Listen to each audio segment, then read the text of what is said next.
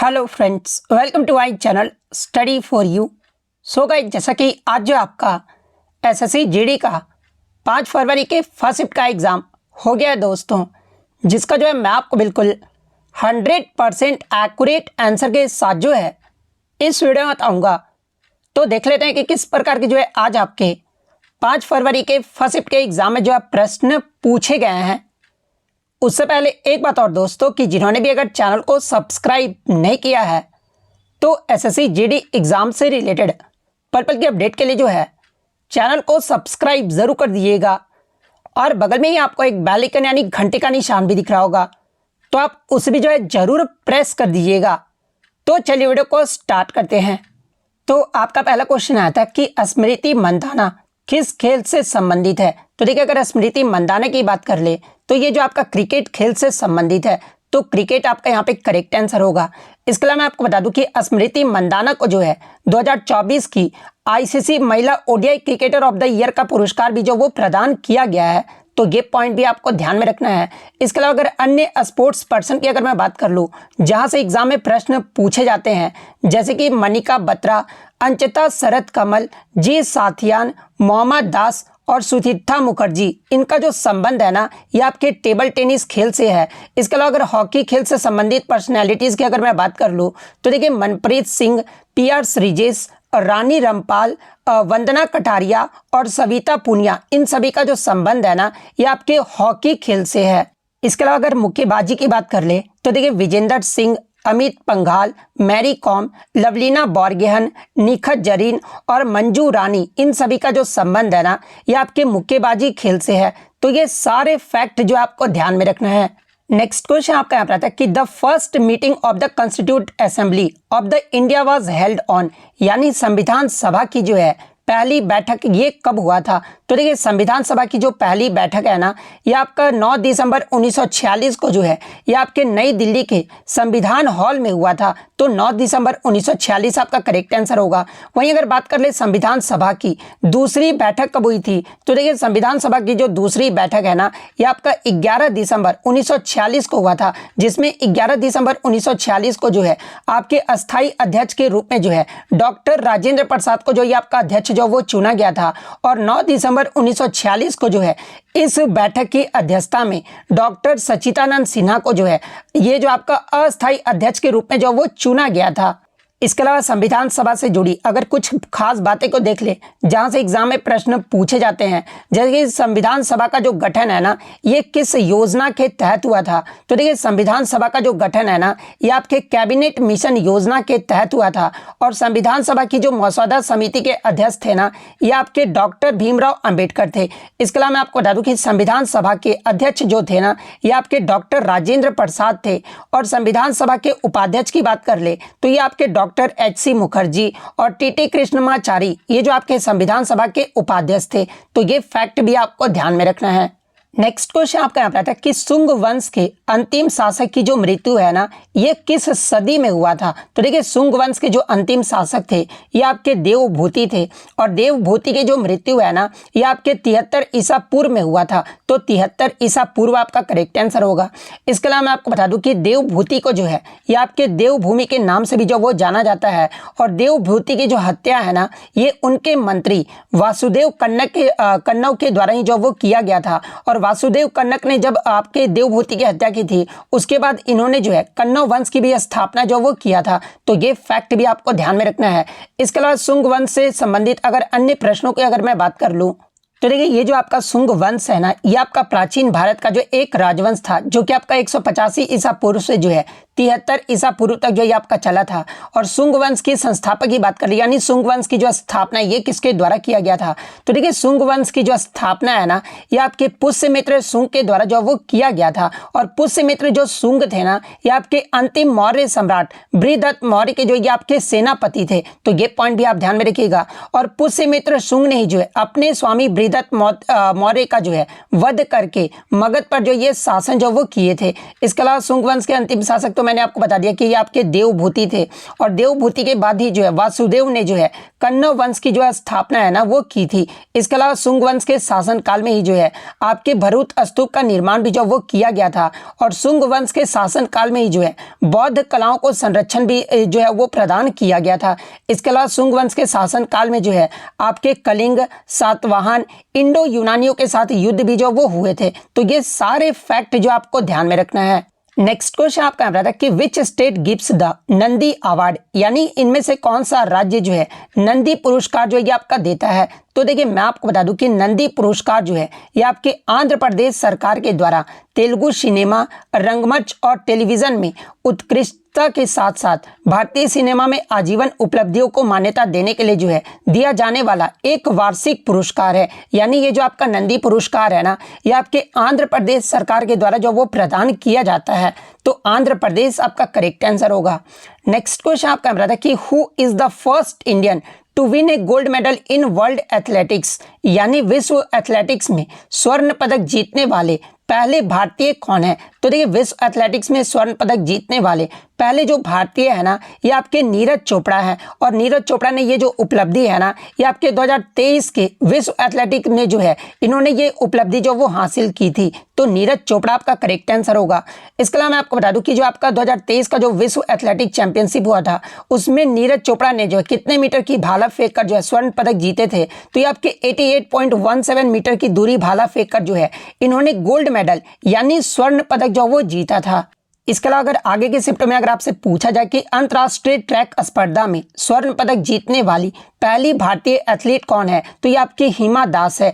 हिमा दास ने जो है वर्ष 2018 में फिनलैंड के टाम्परे में IF विश्व अंडर 20 चैंपियनशिप में जो है ये उपलब्धि जो वो हासिल की थी। तो ये पॉइंट भी आप ध्यान में रखिएगा।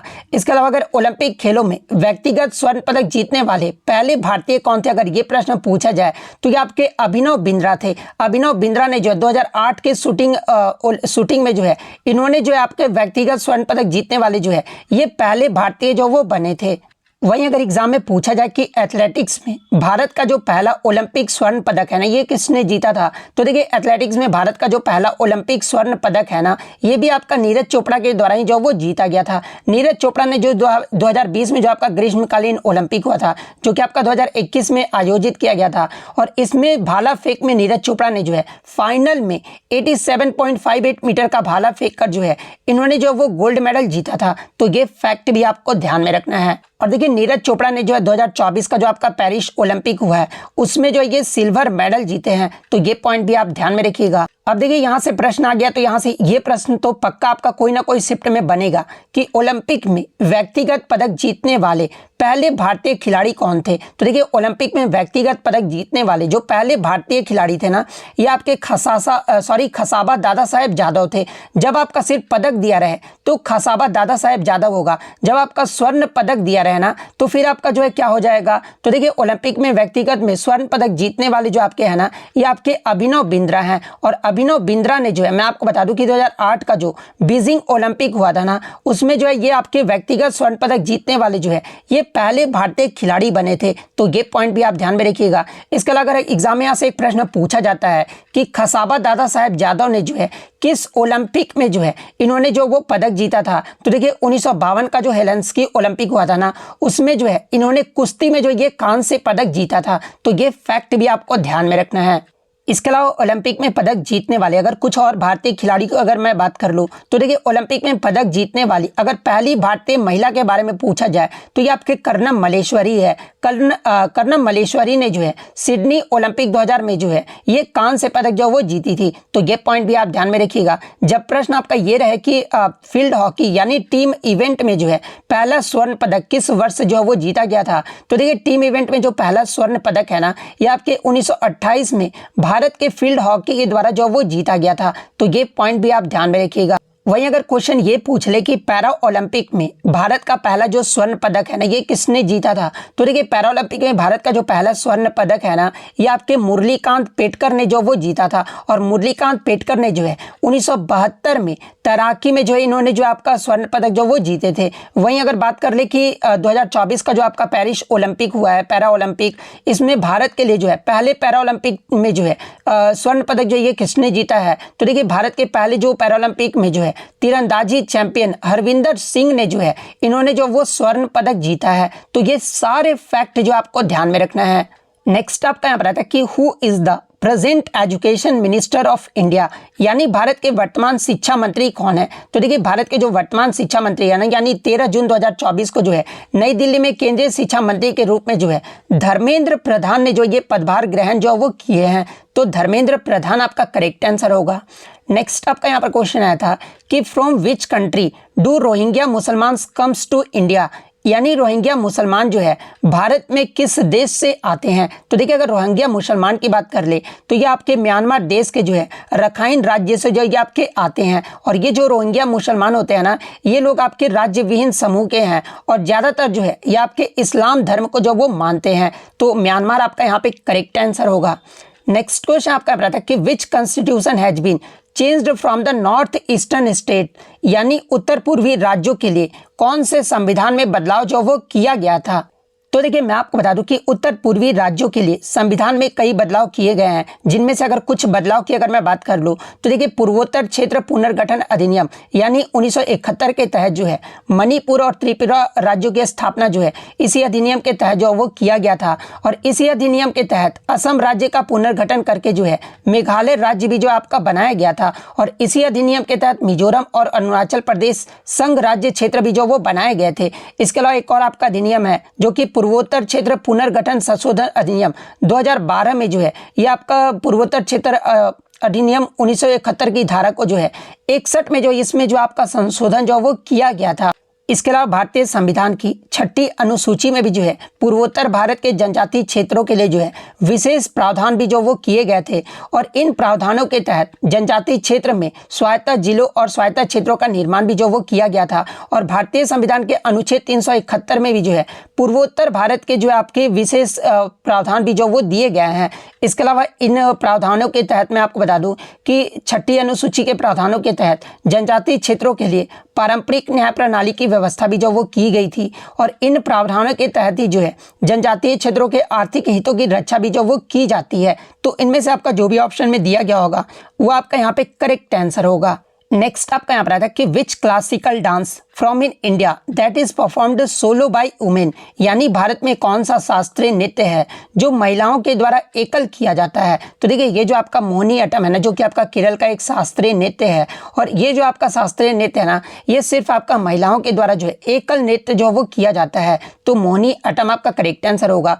कुछ बच्चों ने बताया कि क्वेश्चन ये पूछा गया था कि कौन सा ऐसा शास्त्रीय नृत्य है जिसमें चेहरे के भाव और हस्त मुद्राओं के जरिए भावों को अभिव्यक्त जो वो किया जाता है। तो ये जो आपका कथकली शास्त्रीय नृत्य है जिसमें चेहरे के भाव और हस्त मुद्राओं के जरिए भावों का अभिव्यक्त जो वो किया जाता है। तो इन दोनों में से जो भी प्रश्न पूछा गया होगा मैंने दोनों का आंसर जो आपको यहाँ पर बता दिया है।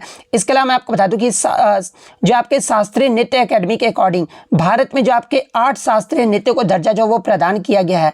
और वो 8 शास्त्रीय नृत्य कौन कौन से हैं, तो पहला आपका भरतनाट्यम है जो कि आपका तमिलनाडु राज्य का शास्त्रीय नृत्य है। सेकंड आपका कथक नृत्य है जो कि आपका उत्तर पश्चिम और मध्य भारत, बेसिकली अगर बात करें तो ये आपका उत्तर प्रदेश राज्य का जो है एक आपका जो वो शास्त्रीय नृत्य है। कथकली जो ये आपका केरल का शास्त्रीय नृत्य है। कुचिपुड़ी जो ये आपका आंध्र प्रदेश का शास्त्रीय नृत्य है। ओडिसी उड़ीसा का है। मणिपुरी जो ये आपका मणिपुर का है। मोहिनीअट्टम केरल का है। सत्रिया जो ये आपका असम का है। कुचिपुड़ी ये अब सभी जो है आपके 8 शास्त्रीय नृत्य हैं। और कुचिपुड़ी और मोहिनीअट्टम जो शास्त्रीय नृत्य है ना इसमें आपका लास्य का भाव होता है। और कथक में जो है ये आपका तांडव लास्य भाव होता है। तो ये सारे फैक्ट जो आप ध्यान में रखिएगा। नेक्स्ट क्वेश्चन आपका यहाँ पर आता है कि जाकिर हुसैन के द्वारा निम्नलिखित में से कौन सी पुस्तक जो वो लिखी गई है। तो देखिए बच्चे के द्वारा ऑप्शन तो मुझे मिल नहीं पाया है, लेकिन अगर डॉक्टर जाकिर हुसैन की बात कर ले तो ये जो आपके भारत के तीसरे राष्ट्रपति थे और ये जो आपके एक शिक्षक और जामिया मिलिया इस्लामिया विश्वविद्यालय के जो है सह संस्थापक भी थे। और जाकिर हुसैन ने जो है वर्ष 1962 में भारत के उपराष्ट्रपति भी जो वो बने थे और वर्ष 1967 में भारत के जो ये आपके राष्ट्रपति बने थे। इसके अलावा डॉक्टर जाकिर हुसैन को जो है वर्ष 1963 में भारत रत्न से और 1954 में जो है इन्हें पद्म विभूषण से भी जो वो सम्मानित किया गया था। इसके अलावा डॉक्टर जाकिर हुसैन अलीगढ़ में राष्ट्रीय मुस्लिम विश्वविद्यालय के भी जो ये आपके संस्थापक रहे थे। इसके अलावा कक्षा 5 पर्यावरण अध्ययन पाठ्य पुस्तक में जो है एक पाठ blow hot blow cold doctor Zakir Hussain के द्वारा ही जो है ये आपका लिखित कहानी है। तो अगर ये वाला ऑप्शन दिया गया होगा तो ये वाला ऑप्शन आपका करेक्ट आंसर होगा। इसके अलावा मैं आपको बता दूं कि उस्ताद जाकिर हुसैन जो है आपके एक महान तबला वादक भी थे और इनके द्वारा बहुत सारे पुस्तकें लिखी गई थी, जैसे कि माता ए फ़कीर, तलीमी खुतबात, इसके अलावा क़वामी तलीम, हिंदुस्तान ए ममालिक, इसके अलावा हिंदुस्तान ओ ममालिक गैर, आला तालीम, इंतखाब ए गालिब। ये सभी जो पुस्तकें हैं ना ये आपके उस्ताद जाकिर हुसैन के द्वारा जो वो लिखे गए हैं। तो इनमें से जो भी ऑप्शन में आपका दिया गया होगा वो आपका यहाँ पे करेक्ट आंसर होगा।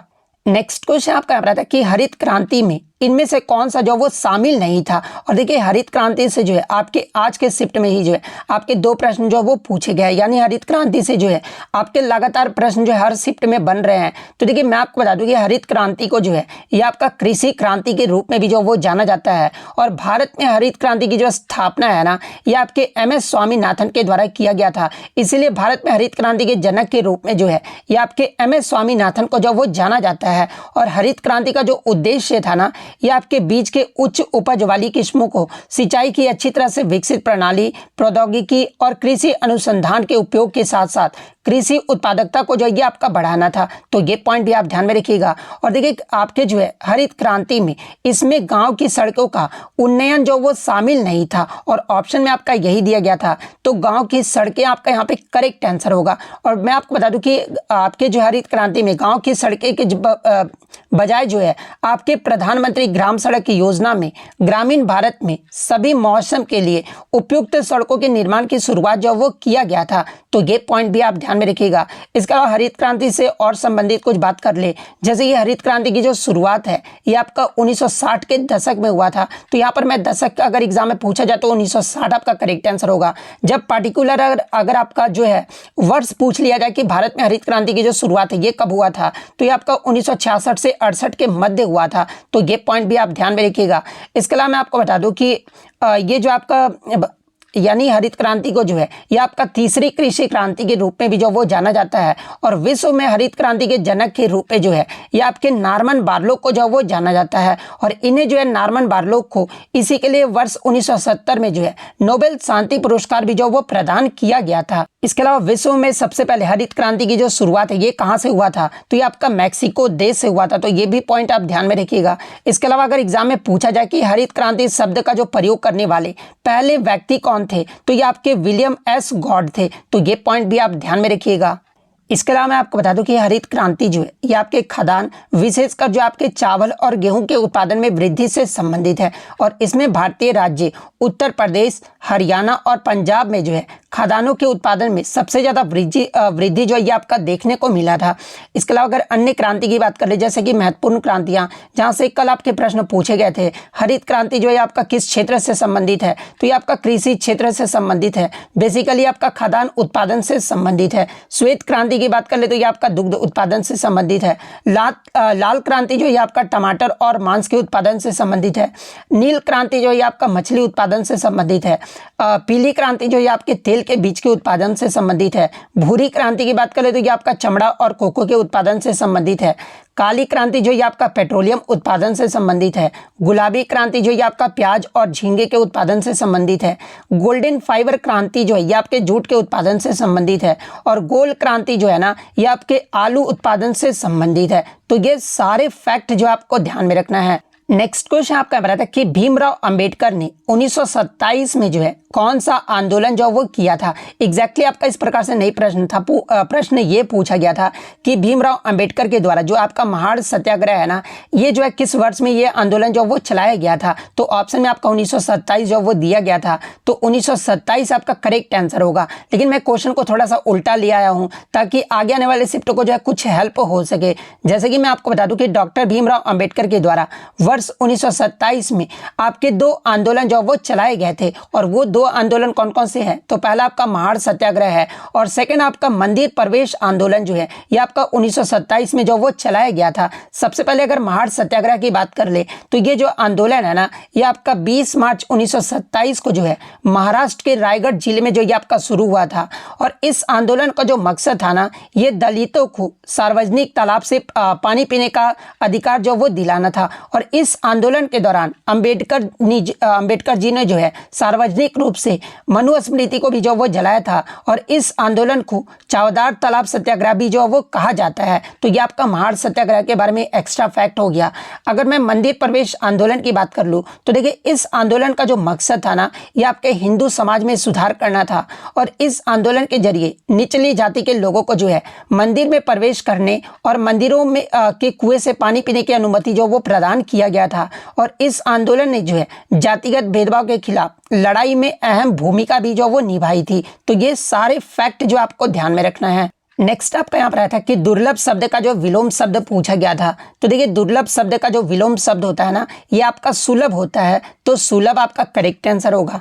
नेक्स्ट आपका यहाँ पर आया था कि अकेला का तत्सम शब्द पूछा गया था। तो देखिए, अकेला का जो तत्सम शब्द होता है ना, ये आपका एकल होता है। तो एकल आपका करेक्ट आंसर होगा। नेक्स्ट आपका यहाँ पर आया था कि असुर शब्द का जो विलोम शब्द पूछा गया था।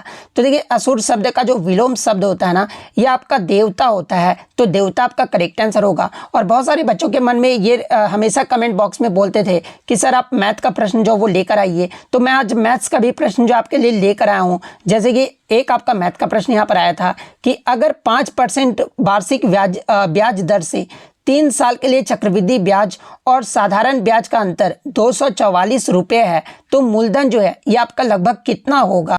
तो देखिए, साधारण ब्याज और चक्रवृद्धि ब्याज निकालने का आपका सिंपल सा फॉर्मूला होता है, जिसमें अगर सिंपल इंटरेस्ट यानी साधारण ब्याज की बात कर ले तो इसका जो फॉर्मूला होता है ना, ये आपका P × R × T/100 होता है। वहीं चक्रवृद्धि ब्याज की बात कर ले तो यानी आपका जो CI का जो आपका फॉर्मूला होता है ना, ये आपका P में जो आपका 1 + R/100 × n-P होता है। ये आपका चक्रवृद्धि ब्याज का फॉर्मूला होता है। और इन फॉर्मूलों में जो आपका P जो होता है ना, ये आपका मूलधन होता है। R जो होता है ये आपका ब्याज की दर होता है। T जो होता है ये आपका समय अवधि होता है। और N जो होता है ना, ये आपके समय अवधि होता है। तो इस प्रकार से ये आपको जब फॉर्मूले पे पुट करके जब आप वैल्यू निकालोगे ना, तो हमारा जो मूलधन लगभग कितना आएगा यानी प्रिंसिपल सम कितना आएगा, तो ये आपका लगभग 32,000 निकल कर आ रहा है। अब मेरा 32,000 निकल कर आ रहा है, आपका कितना आ रहा है आप जो कमेंट करके बता दीजिएगा। अगर 32,000 ऑप्शन में होगा तो 32,000 आपका यहाँ पे करेक्ट आंसर होगा। एक क्वेश्चन जो है और आपका जो है पूरा डेटा सहित नहीं मिल पाया था, लेकिन बच्चे ने बताया कि इसी प्रकार से जो प्रश्न पूछा गया था। एग्जैक्ट मैं आपको नहीं बता रहा हूँ कि यही प्रश्न आपसे पूछा गया था, लेकिन आपका इसी प्रकार से आपका प्रश्न जो वो पूछा गया था कि एक आदमी ने 13 वर्ष और 15 वर्ष की आयु वाले अपने 2 बेटे के खाते में मान लीजिए कोई इतना रुपए 10% की जो है साधारण ब्याज दर पर जमा किए हैं, जिसके कि उन्हें 18 वर्ष का होने पर समान राशि मिलती है। उसके द्वारा उसके प्रत्येक बेटे के खाते में जो है जमा की गई राशि जो वो ज्ञात करना था। इस प्रकार से भी जो आपका प्रश्न जो वो पूछा गया था। आप ये क्वेश्चन जो है बच्चे के कमेंट्स भी जो वो पढ़ सकते हैं। ये तो मैंने आपको बता दिया, CI SI का अंतर आपका 240 दिया गया था। इस प्रकार से एक और जो आपका SI से आपका फॉर्मूला बेस्ड जो है प्रश्न पूछा गया था, तो SI का भी जो है मैंने आपको फॉर्मूला जो वो बता दिया है। तीसरा क्वेश्चन आपका था कि 1,645 रुपये शान ने जो अपने पुत्रों में बांटा। इनके पुत्रों की आयु 13 ईयर और 8 ईयर है, तो आपके जो है पुत्रों कितना कितना हिस्सा मिलेगा। इस प्रकार से आपका प्रश्न जो वो पूछा गया था। इसके अलावा 152 कुर्सी को बेचकर 52 कुर्सी के विक्रय का बराबर लाभ मिलता है, तो लाभ % में जो वो बताना था। तो ये जो आपका चौथा मैथ का प्रश्न था। पांचवा जो मैथ का प्रश्न आया था कि एक वस्तु को 1088 में बेचने पर 32% का लाभ होता है, तो वस्तु का जो वो क्रय मूल्य जो वो बताना था। तो ये 5 प्रश्न जो है बच्चों के द्वारा मुझे मैथ के मिले थे, जो कि बिल्कुल 100% रियल हैं। तो इतने क्वेश्चन जो है आज मुझे बच्चों के द्वारा मिले थे, जो कि 100% रियल और ऑथेंटिक है। इसके अलावा अगर आपको कोई भी क्वेश्चन याद है तो आप कमेंट करके बता दीजिएगा, ताकि आने वाले बच्चों का जो है कुछ हेल्प हो सके। तो अगर वीडियो अच्छी लगी हो तो फिर से बोल रहा हूँ कि लाइक ज़रूर कर दीजिएगा। और एक मैं आपको स्टूडेंट का फीडबैक भी जो वो दिखाना चाहता हूँ। तो देखिए, बच्चे ने ये बताया कि सर ये तो हम लोग को बोलना चाहिए, आपके वजह से बहुत हेल्प मिलती है। तो देखिए, जिस भी बच्चे को अगर हेल्प मिलता है मेरी वजह से, तो मैं आपको बस यही बोलूँगा कि आप लोग जितना मेरे एनालिसिस पे प्यार देते हैं, उतना ही आप लोग इंपॉर्टेंट जब क्वेश्चन मैं कराता हूँ, जब मैं एसएससी जीडी या फिर कोई भी एग्ज़ाम का इंपॉर्टेंट क्वेश्चन कराता हूँ, तो आप भी उतना ही प्यार दिया कीजिए, क्योंकि मैं आपका हमेशा भला ही सोचूंगा, कभी आपका बुरा नहीं सोचूंगा। तो आप लोग जितना इस पर प्यार देते हैं, आप लोग इंपॉर्टेंट क्वेश्चन पर भी जो है प्यार दीजिए। मैं गारंटी लेता हूँ कि अगर आप लोग इंपॉर्टेंट क्वेश्चन पे अगर आप लोग प्यार दिखाते हैं, तो मैं इतना तो बोल सकता हूं कि जीके जीएस में जो है आपके कोई भी क्वेश्चन जो है, कोई भी क्वेश्चन मतलब 1-2 क्वेश्चन तो अटपटा सा पूछता ही है, लेकिन बहुत सारे एफर्ट डालने के बाद जो है मैं आपको लगभग बहुत सारे क्वेश्चन जो वो मिला दूंगा। तो बस आप लोग अप्रिशिएट किया कीजिए और चैनल को जो वो सब्सक्राइब कर दीजिए, क्योंकि 1 मिलियन बहुत ही जल्द आप लोग के वजह से होने वाला है। तो जितना से जितना आप लोग शेयर कर सकते हैं तो चैनल को शेयर कर दीजिएगा, ताकि बच्चे के द्वारा जो है सब्सक्राइब कर सके। तो मिलते हैं नेक्स्ट वीडियो में, तब तक thank you, all the best.